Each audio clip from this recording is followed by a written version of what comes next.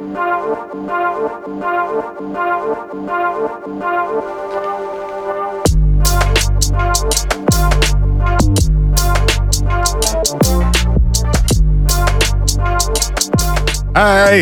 Hey, man. Sup? How are you? I'm doing fantastic. Fan-fucking-tastic. It's the Sweary Boys back up in your earballs.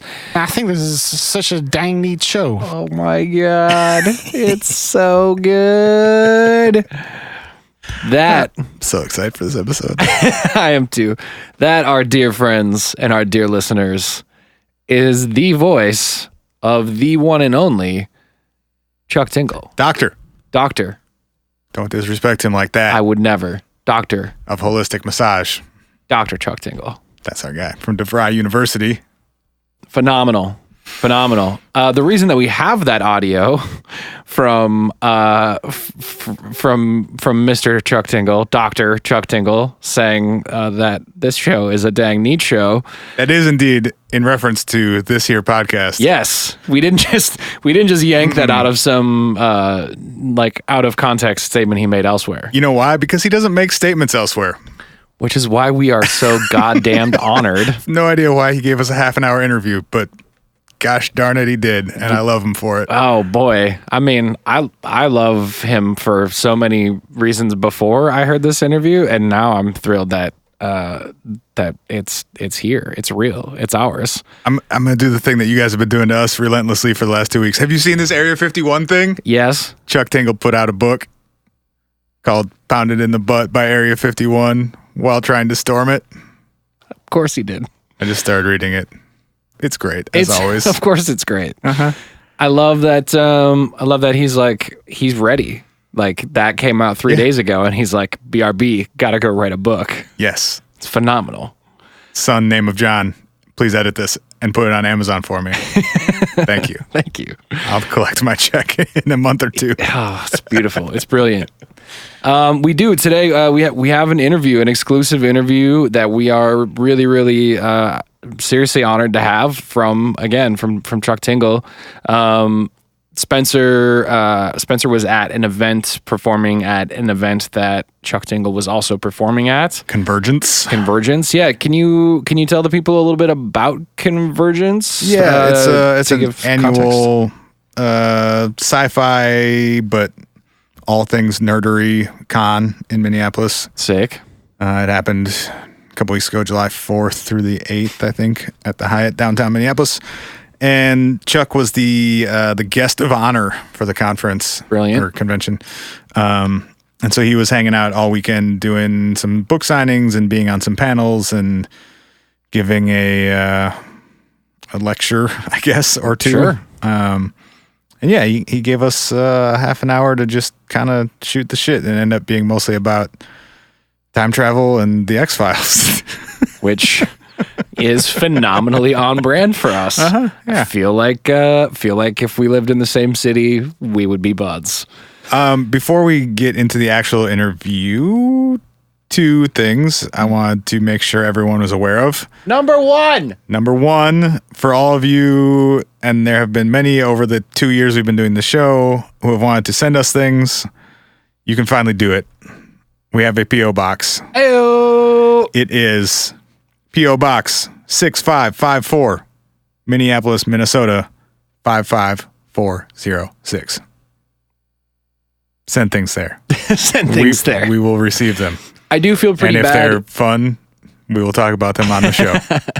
I do feel bad. I feel like for whether it's Instagram or Facebook or email or whatever, hella people have been like, yo, can I have an address? And we've been like, yeah, we really should get that P.O. box. And then we didn't respond to a lot of you. So it's not because we don't like you or we were not grateful recipients of whatever you wanted to send. It was mostly because we just didn't have a really good destination to do that to. Just really slow. We're a little slow on the uptake, if you didn't know that about us already. But yeah, that exists now. So we're sorry / you're thank welcome you / you're welcome. I don't know. Okay, that was number one. We have a P.O. box. That's fun and exciting. A new way to get a hold of us. 6554, Minneapolis, Minnesota zip code 55406. You can address it to What If Podcast or Hey Dickheads or whatever you'd like. As long as that other information is on there, we will get it. That's, I've never thought about that before. Does the United States Postal Service deliver things that where like the address is right, but the name is like super wrong? Oh, yeah. Like I could send you a piece of mail that just is like King Kong butthole face. Yes. At your address, and they would just deliver it. Yes. Okay. I get things addressed to me, last name Cats, all the time. Well, Or that one's like slightly correct. I mean, sure, Yeah. but yeah, you can do whatever you want on that line. Well, that being said, If you have an understanding postal delivery person. I feel like we're going to regret encouraging people to write whatever they want. I'm not. I'm going to read them for everyone's entertainment. This one is addressed to the shittiest sweary boys to ever speak into a microphone. Go fuck yourselves. P.O. Box. We are both the shittiest and the best people to ever do this podcast. Number 2, we are very close to 300 Patreon subscribers. Hey, where's the cat horn, man? That deserves a cat horn. Sorry, bro. That's real. That's real. When we hit 300 Patreon friends, we're going to do a little Patreon only live Q&A thing. Yeah. We're going to hang out with you guys for an hour or two with the old video stream and answer questions and do whatever y'all want to do for a couple hours. And it doesn't mean we're not going to ever do the Facebook Live ones again. We are almost to 400 reviews on iTunes. When we get to 400, we'll do another one of those too. But this one's kind of fun because it's a super small group, or it's significantly smaller than like our full listener base and all that stuff. So yeah, like at least 500 listeners to the regular show these days. So yeah, on a good week. So you guys can all head over there and see. I feel like when you say those things, people are like, "Is that true? Am I one of only 500 people who listen to this show?" Yeah. Oh man, that's 500 total downloads. So you're probably like one of like 30, honestly. It's like, damn, it's basically like our parents and our and our friends, and then like two other people. I'm feeling it's like Bear. I know that you're lying, but I feel so existentially awkward about that possibility. If it was just you and I as like two teachers in a classroom of 30 people. It's just like our extended family and Bear. Oh. It's not. Don't let Spencer lie to you like that. Oh, yeah. Anyway, if you do want to become a Patreon supporter, we do a paid episode that comes out every Friday. It's only $5 a month. You get an additional episode every week. I just did a new count. We have over 100 episodes or content pieces or posts in the Patreon community. So yeah, it's patreon.com/whatifpodcast. I think we were underestimating our total number of episodes in there by kind of a lot at this point. Yeah, well, we usually get stuff wrong. Yeah, that's true. But yeah, so if you want another 100 episodes of the show that you've never heard before and you want to come do the private Q&A with that group and hang out, just head over there, and it's only $5 a month, and it should be a pretty friggin' good time. We're a little bit more footloose and fancy free on that episode, which compared to these ones that are so professional and so well prepared. Yeah. Speaking of, should we get into this here interview? We do have a thing.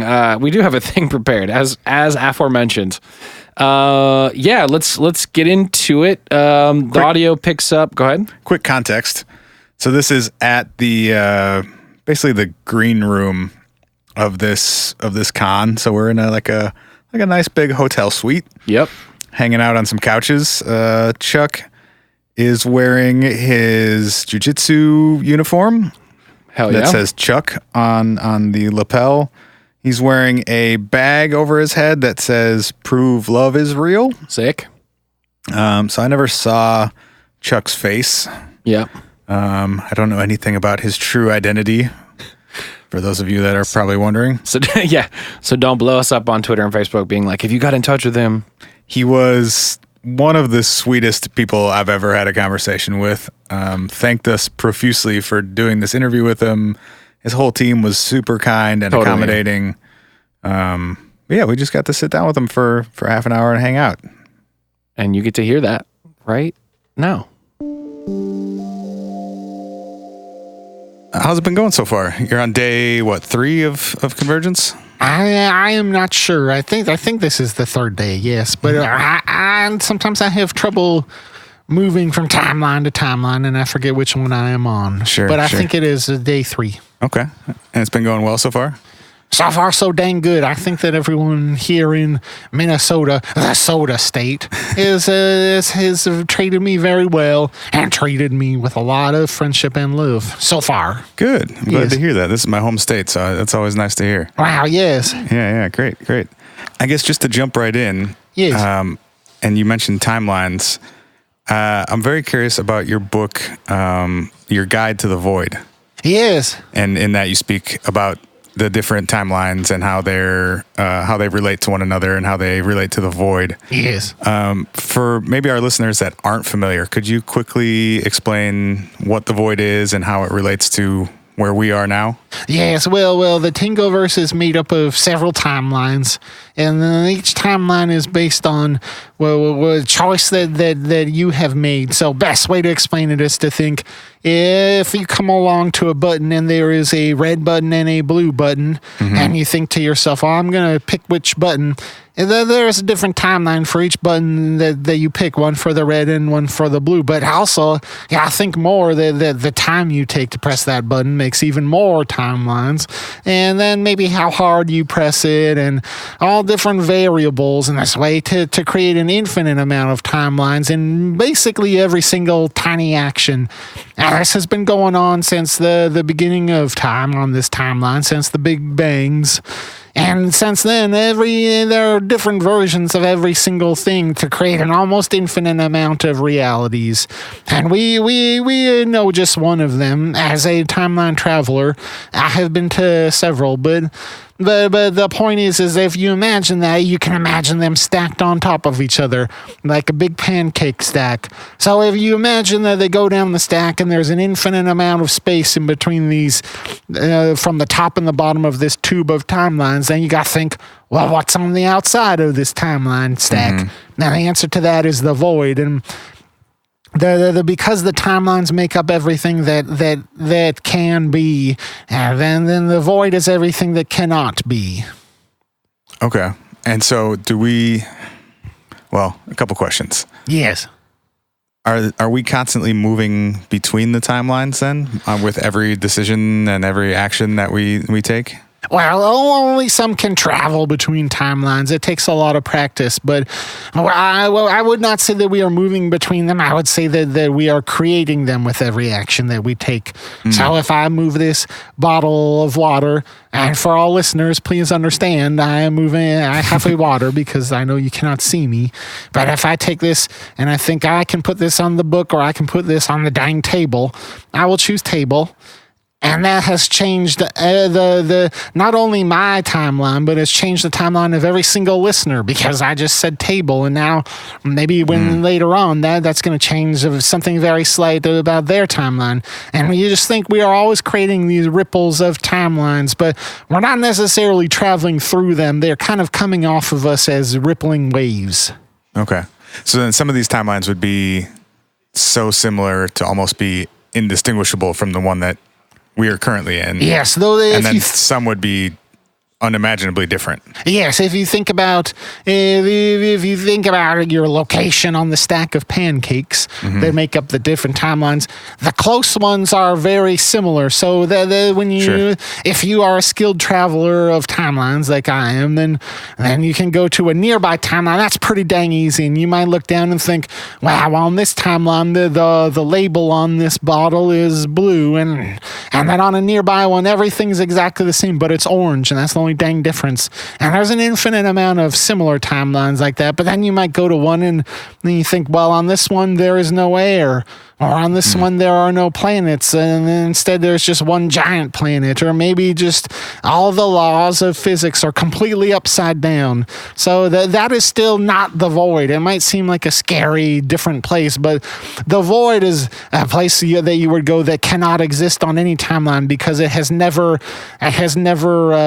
appeared in that way. It is outside of all that can be. And so in the void, Yes. outside of our Tingleverse, you said, right? Yes. In the void, it's not empty though. There are beings that inhabit the void.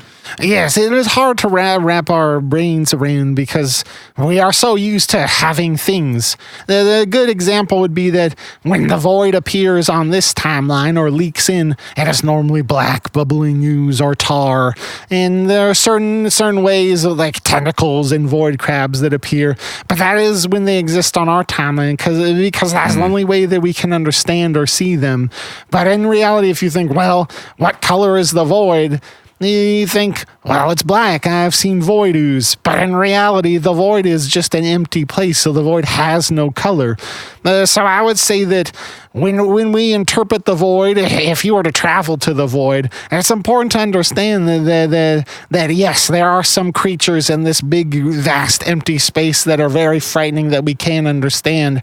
And you think, well, why are they there? And it's mostly because we are there to interpret them. I think that if there were no timelines, the void would be a blank and empty place. But because there are timelines, then they have to be seen. Our brains must interpret them a certain way, which is why void creatures exist. Okay. So on our show, we talk a lot about paranormal things and sometimes what might be considered paranormal beings or entities, yes, or like the cryptozoological beings. Yes. Handsome Bigfoot. Bigfoot, perhaps. So, well, Bigfoot is of this timeline, though. Yes. Right, and of the Tingleverse. Big feet in general are very kind. Okay. But maybe others like aliens from that people generally think are from other planets, or ghosts, things of that nature. Yes. Is it possible that those are from other timelines? I believe that those are definitely not of the void, but okay. I believe that they are from other timelines. I will say that maybe an alien might show up and you might think, dang, that's a big spaceship up there. Must have traveled all the way from another solar system. But I think a lot of the time that's not actually a spaceship. That's just a dang time machine going from timeline to timeline. So okay. that would be my belief on that. When you move between timelines, yes, and that's generally between timelines that are relatively close to each other. Yeah. That is the most. Well, yeah, I will explain it in this way. That is a safe journey because timelines that are close, when you move from one to the other, you can have pretty good aim.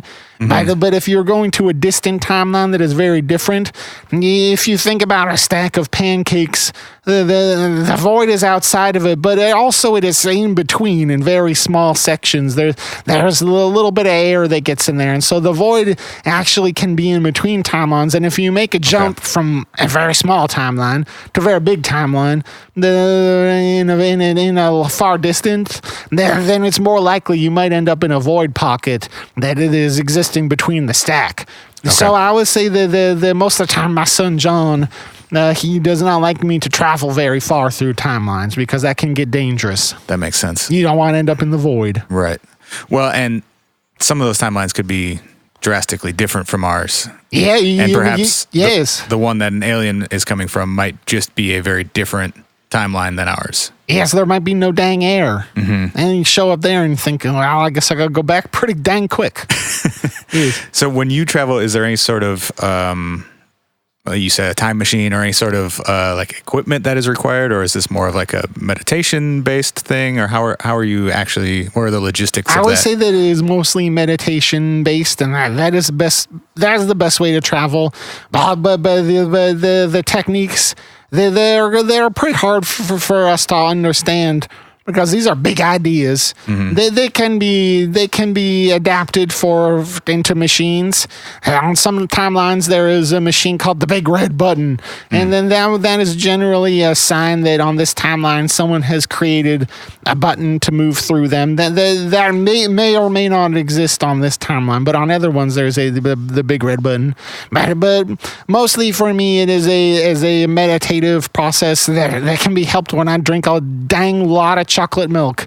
And if I drink probably 10 glasses and start to feel woozy, Sunshine says, Chuck, you drank too much milk. And then I start to fade in and out of time. Sometimes if you have drank too much, then you might switch timelines without even knowing it. And I think that's a much more common phenomenon than I think most buckaroos would want to admit. Accidentally changing timelines or unintentionally? Yes, to a very similar one. You have heard of this phenomenon with the Berenstein Bears or other ways. The Mandela effect. Yeah, so that is when you accidentally slip between timelines, probably from late night drinking too much chocolate milk or some other substance that makes you feel like a woozy man. And then you wake up one day and you look down and you think, dang, I could have sworn that this water bottle was blue and now it's pink. And you think, well, I guess I'm in a new timeline, but most people just brush it off and just think, I guess I was wrong about that one. Right. You suggested that ghosts might also be people or beings from different timelines. Is that correct? Yes. Well, I think that part of this is because when someone leaves this timeline, they hear the call of the lonesome train, and the lonesome train takes them away. We don't know where it takes them, and that is the end of their time on this timeline, and that is a sad, sad day. So I think that on those days when someone leaves our timeline, you start to think, wow, well, I wonder if they're on another similar timeline. And the answer is yes. A lot of the time, you don't have to go too far through the timelines to find someone that you have lost on this one. And I think sometimes the other timelines realize this, and they start to break into ours in a very slight way.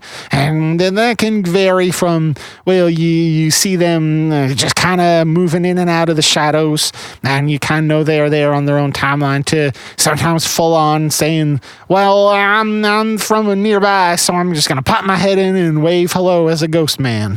That makes as much sense as any other explanation I've ever heard for ghosts. Yes, I agree. Do you think that aliens, in the sense of being from another planet, have ever been to our planet? Well, yes, I think that, well, maybe I am not sure on this, because I think that there are certainly timelines where that has happened. And the thing about infinite timelines is that when you think about it, most things have happened. We're talking about infinite timelines, and that's just... Well, if it's infinite, then everything has happened, right? Well, that is where the void comes into play, because I think that infinite is an easy word to do, and is better than having to say almost infinite every time. Sure. But I would describe it as the space between a 1 and 2. There are infinite numbers between 1 and 2 if you use decimals, but that doesn't necessarily mean that they do not end. So it is kind of hard to wrap your mind around. But there are infinite timelines, but there is still a beginning and an end, which can be kind of a frightening way, and that's where the void comes into play. But yes, basically all things that have happened, which means that there are timelines with time machines, and there are timelines with aliens on another planet coming to say hello. So whether or not this timeline is one of them is an important question, but at the same time you think, well, we can think about that all we want, but we know that there are other timelines where this is possible, and what's to stop them from entering our timeline? And that's how you get reverse twins. I'm trying to just wrap my head around, because if there are, like you said, infinite possibilities, yes, but within the constraints of our timeline, yes. So there may be certain limits on what is and isn't possible. Oh, in our timeline, yeah. Well, right. It is not all infinite in our timeline. But if people or beings are capable of moving between timelines, yes, then are there still limits? Oh yes, I see what you're saying. Yes, I would say the biggest limit of that is the fact that each one must exist. So if you say, well, here's a good example. If you think, well, there are infinite timelines with infinite time machines, so why is our timeline not full of time travelers? Now, that is a good question, but you have to keep in mind that when you have these infinite timelines, there is one that is full of travelers, and we just happen to be on one Might that not is be ours. not. Yeah. And to create this infinite stack, each layer is going to be made up of a variation. So Because for whatever reason, it's this one is more empty than some others. Well, and if it's truly infinite, there would have to be some where there are no time travelers as well, right? Exactly. Yes. Yeah. So we might just be in one of those. We could, but I will say that as a traveler, I've seen many things, and that is how we get reverse twins here. Those are travelers from other timelines. So, right, because there would be an almost infinite number of each of us in those other timelines. Yes, that would be your reverse twin. And I think that this is a phenomenon that is because, well, it is kind of just the nature of a human being. You think, well, if I have a traveler in another timeline, and then this traveler is coming to my timeline, what's the first thing that I would do? And you think, well, I would probably try to avoid myself, but also curiosity is a powerful thing. And the amount of times that a traveler wants to check in on themselves from this timeline is very common. And that is what creates the reverse twin phenomenon, because that is just a traveler from a nearby timeline who's coming to check in on you. And sometimes they can have a bad thought and think, well, on my timeline, there are no hands allowed and I've lost my hands, so I'm going to come to your timeline and try to steal your hands. And then but they also might just think, well, I don't exist in this timeline, so I'll come to you as a ghost and just say, hey, I've been thinking about you and I really appreciate your way. So there can be all kinds of motivations. Yeah, because just because someone is us and might physically appear like us, that could be an extremely different being based on what timeline they're from. Yeah, right? Yes, absolutely. They might look just dang like you, but also have the thoughts of a scoundrel. And Right. you don't know, and that is also a kind of a hard thing for all of us to think about. That we on this timeline we may have love in our hearts, but you think there are infinite timelines. That means there is definitely a scoundrel version of you out there, and then that can be kind of disheartening to think I could never be that way. And they say, guess what, buddy? You got a reverse twin. That might be kind of scary. Is it possible to, if you can travel between these, or if some people are capable of traveling between these timelines, Yes. is it possible to spread love throughout these timelines to either slowly or maybe rapidly improve Yes, the universe as a whole? I think that is the goal of all buckaroos, and that's part of the buckaroo lifestyle, is to just if you can travel between timelines, then of course that is the goal. And then if you're stuck on this one, like most people, almost all buckaroos cannot travel through timelines. So then you think, well, you got this timeline. Got to spend some effort into making it the best place you possibly can. And I think that's what proving love is real is all about, is just to think, well, I got my day and I got my trot, and the way that I trot can make a very small difference. And all those timeline webs that are going to come out from my actions, I would like them to be positive ones. And even though we can't keep track of the way that they go, I believe that we can put in an effort to make them have a positive way, and to spread out in a way that I think that will battle against the forces of the void or the forces of evil. That's actually one thing that I really appreciate about your work, is how positive it is and how much you make it clear that you're trying to spread love through your work. Yes, thank you. And now also how many people that work has reached. Yes. And that message is being delivered to so many people. When you think about the timelines or the ripple effect coming off of something like that reach can get really, really big really quickly. It is very big. And here at Convergence, I have encountered that in a very real way. And then I think, wow, a long time ago, I just wrote these dang books, and maybe someone will read it and maybe someone won't. Well, what the heck ever. I'm just going to prove love is real in my own way. And I did that through an artistic way, saying, here's my thoughts. Here's how I want to prove love to the world. And now I get here and their whole dang lines up, people lining up to come into my room and hear me talk, and God turned some buckaroos away because there's just not enough dang seats here. And I was turned it into a whole dang thing. And I think that is such a good way to see, wow, when you do something to prove love, then you will get that love in return. Yeah, that's beautiful. I had a question, a very specific question. Yes. I recently read your book, Butt Files.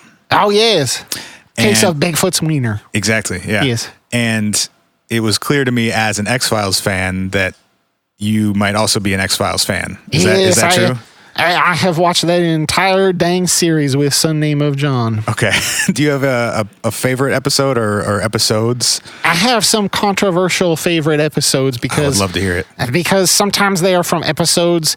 I would say as a big time fan of this show, and of Handsome Fox Mulder, I will say that I know which ones people like and which ones they do not. And some of my favorites are ones that they do not like.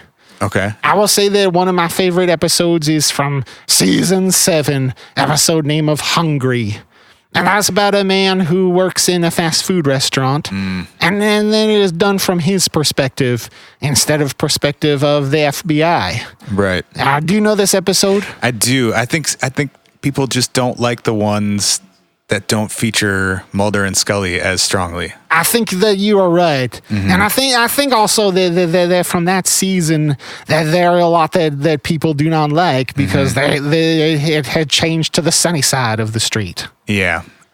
Was 7 the season when they brought in the new agents, or was that? No, I believe that was 8 and 8 and 9. 8 and 9. Yeah. I think 6 is when they went down to the sunny side of the street, and then 7 was full on. We're gonna have episodes in the sunlight this time, buddy. Yeah. And then even the ones where it is just Scully and the angry Terminator. I think even some of those. And one of my other favorites is episode name of Road Runners, and that is when. Which one is that? That is when Agent Scully is on a bus, and it turns out to be a cult in the desert, and they have a worm that they must put in her back. Yeah. And then that is with Agent Dogman. and then so many people would say, I'm not even going to watch that dang episode, but I think, hey, give it the dang chance. And then I will say, well, other episode as far as classics from the era that everyone likes, I would say probably like episode name of Home. Yeah. But I also like episode name of Our Town, which is about if Colonel Sander was also a cannibal. Oh, yep. Yes, that is probably first episode that I ever saw in it. I don't know if it is the best, but it has stuck with me in a way I can still imagine it in my mind. Home is one that always actually freaked me out. Yes, I enjoyed that, and I think there's some complain and say, well, that's not about a supernatural force. Yeah. But I think that it is, because I would say that if you're saying, wow, these guys are super dang strong, and that is partially supernatural, so I can understand it. It's just a little bit darker, maybe, than some of the other episodes too. Yes, I think I think that I enjoy that. Yeah. Okay, we only have a few minutes left, it sounds like, so I have a couple questions. Yes, that was fun to talk on that show. That was great, a good show. I have a couple questions from our listeners, if you wouldn't mind, just sort of quickly. Yes. The first one is, could you rank the following jets in terms of attractiveness? Wow, on this timeline? Yes. Yes. I'm assuming. Yes, okay. We have a Boeing 787. Yes. An Airbus A380, a Concorde, and a Bombardier Q400. Dang. Well, I don't want to make the other jets jealous who listen to this. That's a good point. So I am tempted to say that instead of doing a ranking, I will say that my best and say the others are tied for second. Okay. Because I don't want them to fight. That's fair. But I would say that the Concorde is dang handsome. That's a dang big old jet. I would have to agree. I mean, then when you think about it, and also because of when it was around, is very, I would say very kind of has a John's Ham, kind of retro vibe, right? That I think is a very handsome kind of swagger of a way. But it's very sleek at Very the same sleek, time. yes. Retro, but sleek. Retro and sleek. Yep. A couple more from our listeners. Who is a more gentle lover, red-nosed butt raptor or the Triceratops rappers? Oh, wow, that's a good question. And I think that because of I think that the red-nosed bud raptor, mostly because that is a Christmas tale, and I think that around that time everyone's kind of looking to get cozy. That makes a lot of sense. Kind of cuddle up from the storm, and in that story they're avoiding a storm, and I think that's a really good dang feeling in front of the fireplace. So I would say that that's much more of a gentle love. That makes sense. More wholesome. Yes. I'm not sure about this one, but do you prepare your own taxes or do you have a tax bud? Well, I think that I'm not a very good math man. Okay, me either. So Son John helps me with that. But Son John does his own. Okay. So he does mine as well, and I think he also works with Sam Rand.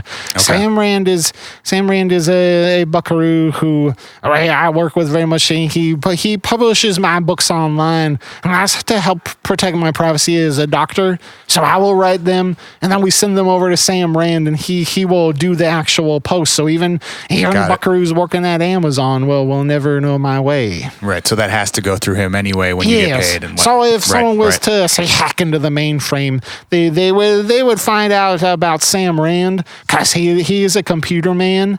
But then there would just be things that I have sent to Sam Rand. I even use this on the ways of Facebooks, where if I have a post to make, I will send it over to Sam Rand, and then he puts it in a timed post, or also sometimes he will just do it himself.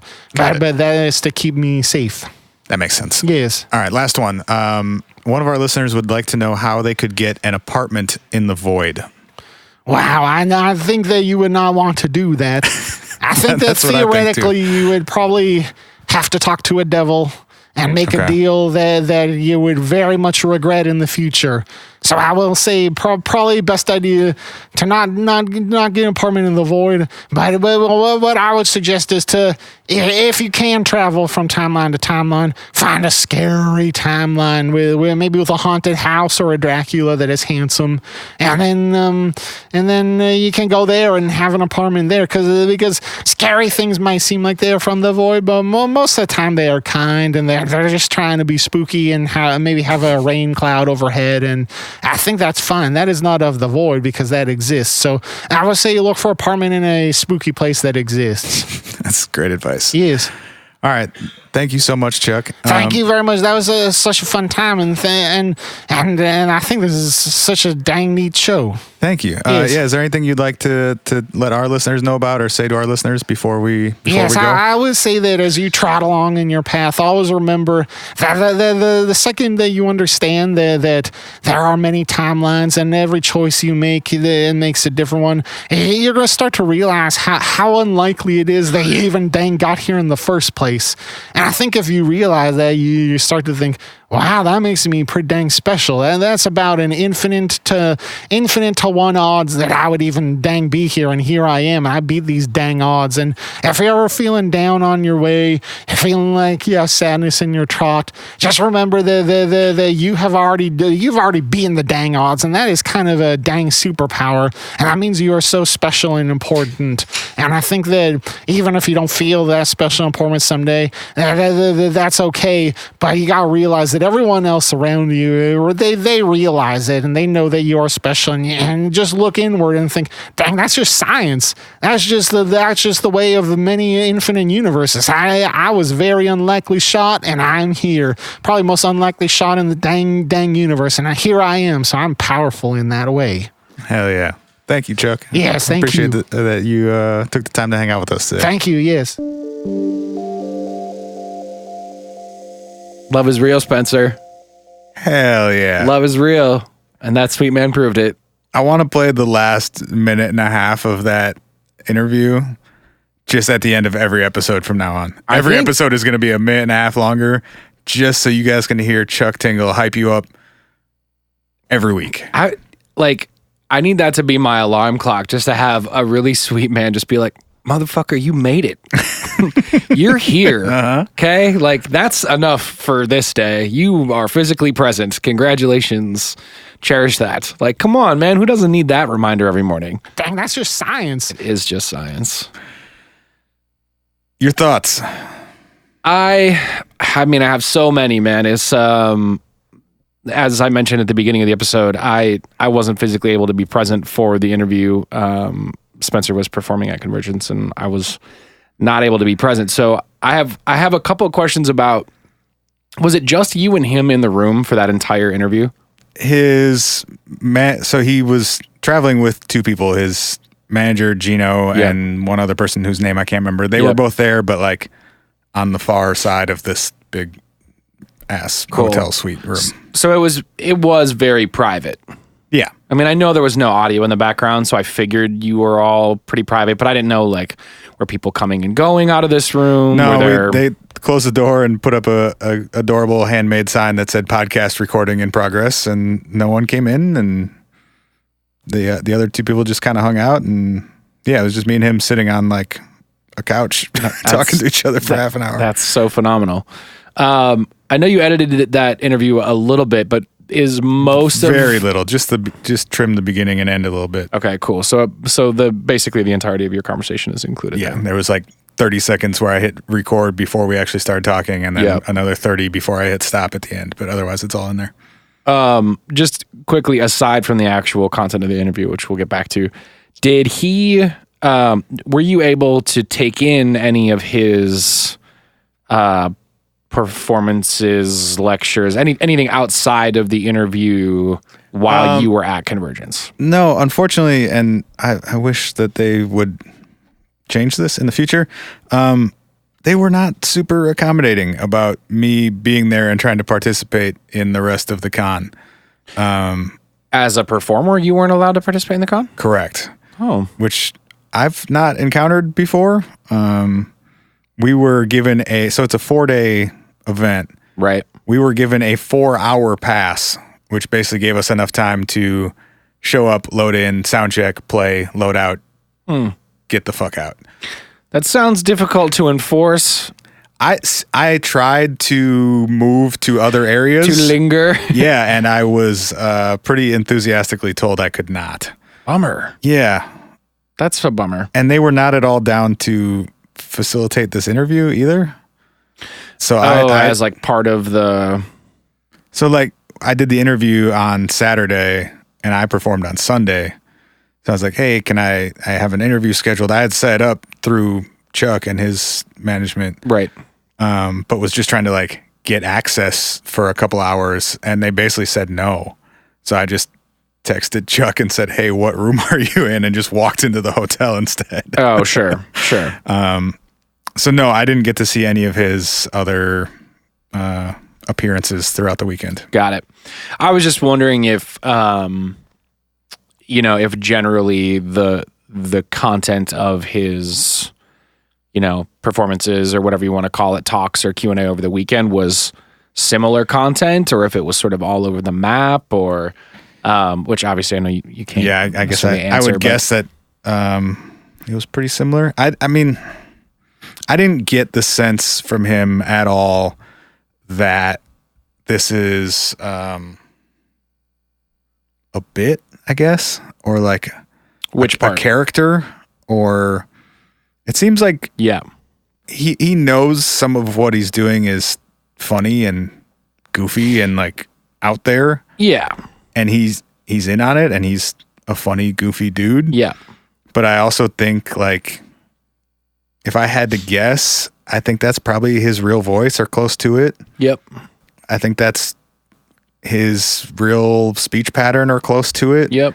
I didn't get the sense at all that was like a put on. Yeah.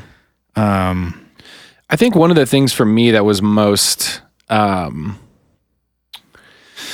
don't know, interesting or like revealing about that interview is, you know, I've always thought that, you know, obviously like his book titles are funny. Like they're intended to be comical and like interesting in nature. Like that's the point. They also are extremely attention grabbing. Yeah. And work very well as titles because who wouldn't want to read any one of those books because they're so absurd and hilarious. And the art is absurd and hilarious Which intentionally he does, by the to way. match. Okay, phenomenal. I wondered if it was something that was like in-house. No, yeah, but he does it himself. And it's part of the bit, right? Is that like the cover art is perfect. It's perfect. And I think, you know, I've just been brought so much joy by, you know, like his Twitter presence and just generally the topics of his books and just like, it's just always been such a, like a lighthearted, fantastic contribution to the world. It's very wholesome, but also very graphic. Yeah. At the same time. Totally. Yeah. Like most of his books are like a quick setup of whatever universe and situation you're in, whether it's a dinosaur tingler or a Bigfoot tingler or a sentient object tingler. Love that he calls his books tinglers. You get a couple pages of setup. You get usually an extremely graphic sex scene, Awesome. and then you get some sort of incredibly wholesome resolution. Phenomenal. One of the more recent ones that I've read and that we talked about in the interview was I forget the full title, but the Butt Files, his X-Files parody. Yep. It's like the case of Bigfoot's wiener or something like that. So Cool. it's a Bigfoot tingler featuring Skulder and Mully. Yep. Who are both dudes in this one. Awesome. But they go to check out Bigfoot's TV because his TV isn't working. Got it. And they get there to Bigfoot's house. Bigfoots are just like friendly, handsome creatures in the Tingleverse. He did call it a handsome Bigfoot. Yeah, they all are. So good. And they get to Bigfoot's house because his TV isn't working. And for some reason, they think that his TV not working is an X-File. I didn't really quite get that part. Sure. They show up and it's not plugged in. And Scully is like, well, or whatever the fuck he calls them. Scully and Mulder? No, well, yeah, but he switches the names. Wait. Oh, wait. You just said it correctly. I thought I said it wrong. Skulder. Well, whatever. One of them picks up the plug because the TV's not plugged in. And he's like, hey, man, it's not plugged in. That's probably not why it's working. And then Bigfoot tells him, well, it's not like a normal plug into the wall plug. It's a butt plug. You got to put it in your ass. Got it. And it's an ass-powered TV. Sure. As they are, you know. That's how Best Buy reinvented themselves. And it works through ass power, but also through sexual arousal. Oh. So in order to watch TV, Bigfoot has to put the butt plug in and then jerk off, and that powers the TV. Wow. But it's not working. It's not generating enough power. Got it. So he has to, Mulder has to fuck him. Got it. And Scully has to watch. And that'll be enough sexual energy for him to get his TV working Right, again. and it does. But then the TV, they all finish, and the TV becomes sentient. It like little legs come out of it, and it becomes this little spaceship, and it's a sentient spaceship. Who says it's been sent here many years ago to prove that love is real on Earth, and they just proved it, and so he can finally go home. Yes, absolutely. He was like, the other aliens were saying this is just like a terrible planet filled with war and stuff, but like, I believe in you guys. You guys really love each other. You figured it out. You're My here to help mission is each other. complete. Thank you. I can finally go home. So wholesome. But now Bigfoot still doesn't have a TV, so it's a little unresolved. But I mean, but yeah, it was the most wholesome gay Bigfoot erotica I've ever read. and I would venture to bet the only. Hey, don't assume things. I guess we got slightly derailed there because the point I that don't remember what your question was. No, but I felt like that needed to be part of this conversation. It absolutely did, and I was just going to bring it back to. I didn't have a question as much as what I was trying to get to. I think was just to say that I think one of the things that was most interesting to me is I was talking about how like lighthearted and funny and goofy, like the content and the topics and the titles of all that stuff are. I would presume, and I think did presume or assume, that the person behind that would be a equally sort of like crass, goofy, funny. I mean, he's definitely goofy and funny. Yeah, but I'm like, I think I envisioned someone more lowbrow, if you will. Yeah. And when you listen to that interview with him, you realize that he's incredibly smart. Yeah. And has like a very well thought out, well assembled idea of how the universe works. And his thing about infinity, but with limits, phenomenal. Blew my mind. I had never considered that before. Phenomenal. And he explained it in a way that totally made sense to me in about 5 seconds. Like there are infinite numbers between 1 and 2. But eventually you get to 2. But there are also limits. Right. Like none of them are more than 2 or less than 1, but it's also infinite. Yep. And like his whole like pancake stack of universes, or I guess pancake stack of timelines, and the whole idea of like the red button, blue button thing. Like he did everything he did. I was like, he's explaining these really highbrow, like extremely complex topics with a level of simplicity that we haven't come across in years of doing this. Yeah. It freaked me out when I was going back to edit that interview, when he was talking about the Mandela effect stuff and like the multiple timelines and splitting of timelines. Mm-hmm. And he mentions the water bottle. Yeah. It's like, instead of a blue label, it would have an orange label on it. Yep. Right. But then when I was listening back, I heard him say, instead of having a blue label, it would have a pink label on it. And it freaked me out because I remembered him saying orange. Right. And then when I was editing it, he said pink, and he was talking about the Mandela effect. Yeah. And then later I just realized that he said both in the interview. Yeah. He gave both examples at different points. Yes. But for a moment I was like, holy shit, it's all real. You're like, Chuck literally said that to me to fuck up my timeline just for this purpose. He really can travel between timelines. He's hopping, man. He's having enough chocolate milk to take him into his next timeline. Or any other substances that will make a feel woozy. Make a buckaroo feel woozy. That's the one. Phenomenal. Dude, his just general vocabulary made me smile throughout the entire thing. The way that he just refers to people as like pals and buckaroos. And you got some sadness in your trot. Oh, sadness in your trot, man. I was like, I felt that, man. I love when he talks about your trot just as like your general demeanor, like how you proceed through life. He called man, this one like almost, he called dying answering the lonesome train call. Oh yeah. And I was like, Jesus Christ. Yeah. So that one fucking hit me. That's a specific reference to that book we were talking about, his Guide to the Void, which is a great read actually, and very different from his other books. And that's where he breaks down all this concept of the Tingle verse and the stacks of realities and the void being outside of that. And the only way to get to the void is to get on the lonely train, or whatever he called the lonesome train. Yeah.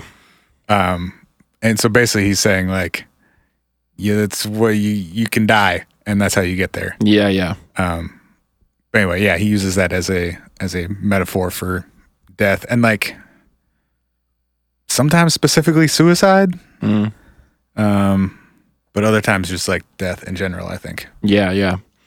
It was just such a, I guess his lightness and his sort of like playful nature is totally exhibited in his vocabulary and the words that he chooses to use, and everything is so dang this or so dang that, or I think this is such a dang neat show. Yeah, totally. There's so many other things I need to cut out of that interview. For sure. We could have an entire page on the board of just Chuck Saunders. Absolutely. Did you, so I know that we had some listener questions in there. Did you have stuff that you wanted to ask that we didn't get to ask? Yeah, but like not, I tried to prep a pretty specific angle, just because there are so many things that you could ask him about. Right. And I knew I was going to have a limited amount of time, and I wanted to kind of have a somewhat cohesive, rather than just a like real surface level on a bunch of different stuff Sure. type of interview. Just try and like spend the majority of the time on one thing that I hadn't seen him talk about elsewhere. Sure. Because he doesn't do a lot of interviews. Almost all of them are over email, and most of them are answering questions like, what made you want to do this? And Yeah. what's up with your titles? Right. And just like real surface level stuff that he For then sure. tries to answer in like a, really over the top, silly way. Right. And you just don't get a whole lot out of him. Right. Other than like, yeah, this is a guy who writes silly books, and Right. there's a bunch of them, and they have funny titles and cool pictures. Right. So yeah, I guess I also didn't want to. I have questions about him as a person, Yeah. and about like where the line is on how much of this is a bit and how much is him, Yeah. and like just a lot of questions that like aren't for him, Yeah. or I'm not sure like I would feel comfortable or asking, or he would feel comfortable answering, like, why do you wear a bag over your head? Right. Right. Like, do you really think about fucking inanimate objects? Like questions like that. But those are like less the point, kind of, Yes and no. Yeah, I wanted to. I guess I chose to take more of the route of like, I'm gonna sit in this universe with you for 30 minutes and like just tell me about it. Yeah. Like I just want to experience what you're experiencing Right.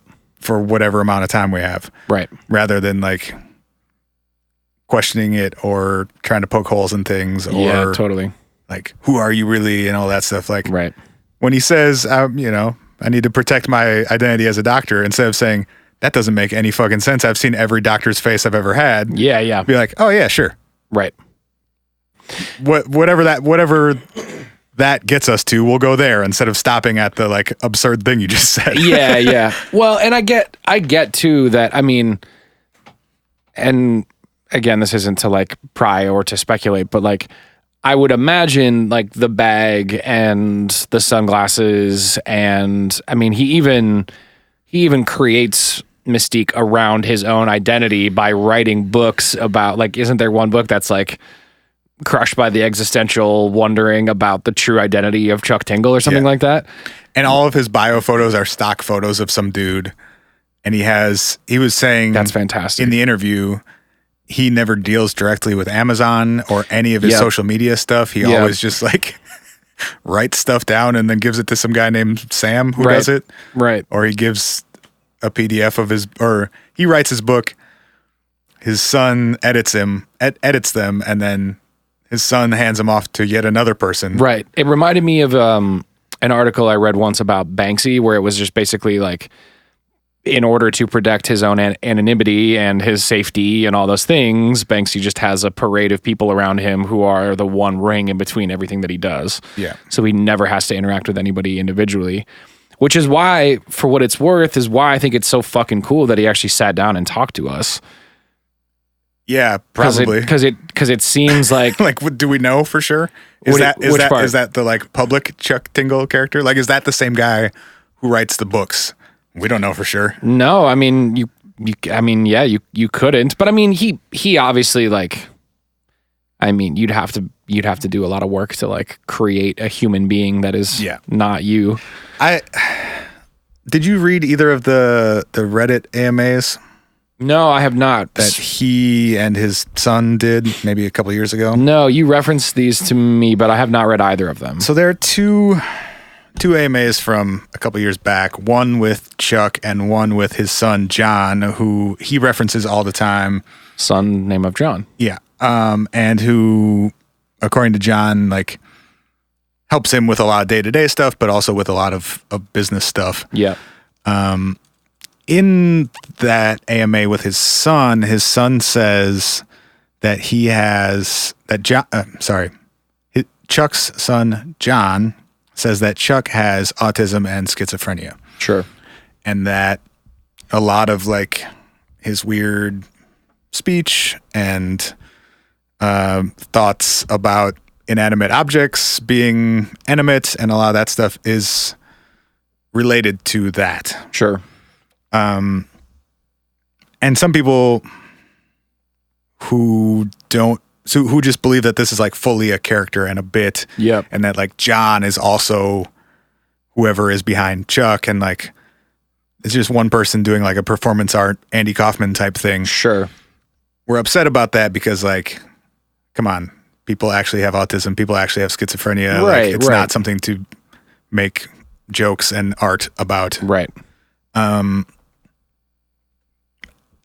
I, after talking to him, am inclined to believe that that's accurate, that he really does have, I mean, I don't have much experience with schizophrenia, so I'm less able to speak to that. I have a lot of experience with people with autism, and he very much came across to me like someone with autism. Sure. Like if I had spoken to him for half an hour and then afterwards you said, that guy has autism, I would have said, yes, he does. Sure. Like that's not at all surprising to me. Sure.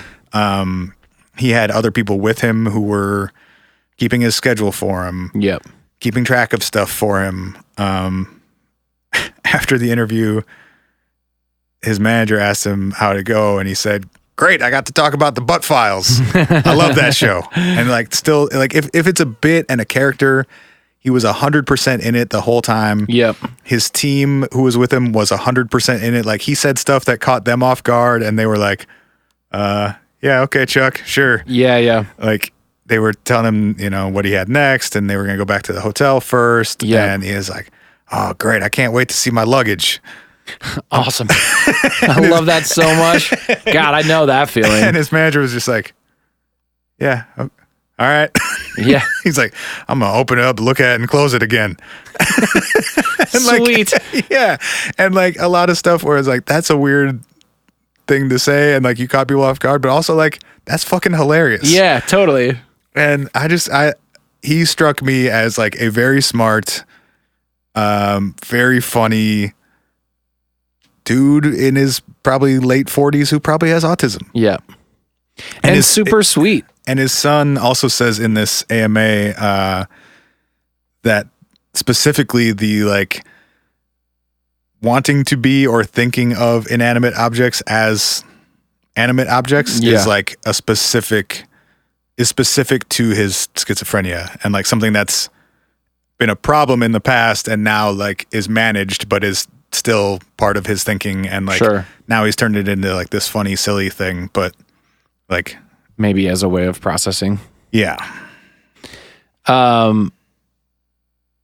Yeah, I'm trying to find some of the actual quotes from his kid, but well, one of the questions was what's it like to read and edit erotic fiction written by your father? yeah. He said, what it really comes down to is I'm helping him do something that he loves, and self-publishing has completely turned his world around. There were a few very dark years there, and now he's happier than I've seen him in a long time. Awesome. So, and like, I totally got that vibe from Chuck too, like in the last minute or two where he's talking about like, I just started writing these silly books. I don't really think people would read them. And like, look at me now, basically. Like, people are waiting to see me speak at conventions, and we're having to turn people away. Right. He said there's like literally not enough chairs. Yeah. I don't know. Like, it all checks out, and it would be a lot of work for like, I don't really know what reason to keep this all up as like fully a bit or fully a character. Right. Right. Especially because at some point, like, you know, you poke a hole in it and then what, kind of, you know, like, then what's your next step if you work so hard to create this flawless entity, essentially, and if it ever breaks down, it's sort of the end of everything that you've built. Like, I feel like that's so much riskier and so much less tenable. It's also, for me, it's significantly less interesting. I know that there is speculation around that. It's less interesting if it is a character. Yes. Yeah. It's significantly less interesting to me if it's just someone who created this entire thing. It's significantly more interesting to me if Chuck is this real guy who is just writing books that he finds fun, funny, sweet, whatever, that that people caught his energy and caught his wave and are like, this guy gets it. Like, this guy's funny. This guy's interesting. This guy's engaging. This guy's smart. This guy has a great outlook on the universe. Yeah. And people are like, fuck yeah, I want to rock with that. And he's like, cool, this has been really cool for me to have this outlet, and then people connect with it. And that's the other thing too about, we keep referencing it, but that last 90 seconds of it, the level of authenticity around his sort of his cherishing of being here and his level of authenticity around wanting to spread love and prove love is real. That whole trope of his is a really fun, beautiful sort of, I don't know, core belief, I guess. Yeah. And all of that to me is so much more interesting if that is just coming out of an organic human instead of... And I mean, it is, right? We heard him say all of it. We've read his stuff. It is. Right. He does it with, in a very silly, funny way. Yeah. But even that feels pretty genuine to me. That feels like probably his goofy ass sense of humor and who he is as a dude because of his experiences and whatever. Right. I found the actual quote from son name of John. Yes. To answer the first question that I always get, yes, my father is very real. He's an autistic savant, but also suffers from schizophrenia. To make it very clear, my father is one of the gentlest, sweetest people you could ever meet and is not at all dangerous, although he does have a history of self-harm.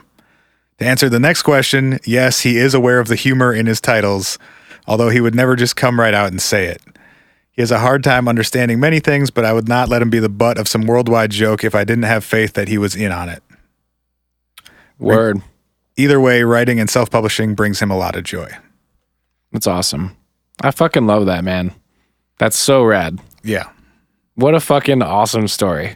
I fucking love this dude. I really fucking love this dude. And I'm so I'm not putting on I'm so honored that we got an interview. I'm really fucking honored that a guy like that who doesn't really do interviews was willing to talk about the void and his views on the fucking multiverse and the universe and the Tingleverse for 30 minutes. That's fucking super rad.